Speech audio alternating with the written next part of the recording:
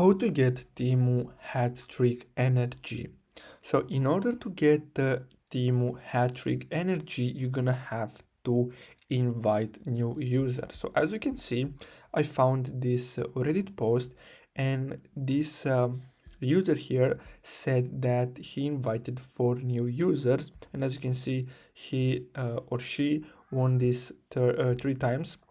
So all you have to do is simply click on the hat trick game, and then you're gonna have an invite user button.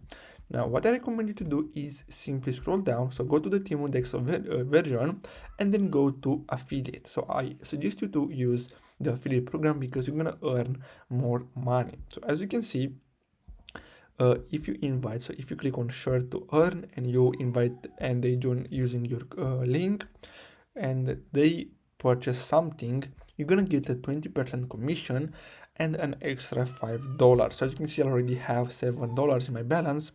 So basically that's all for today's video. I really hope you found this video helpful. Don't forget to like and subscribe. Thanks for watching.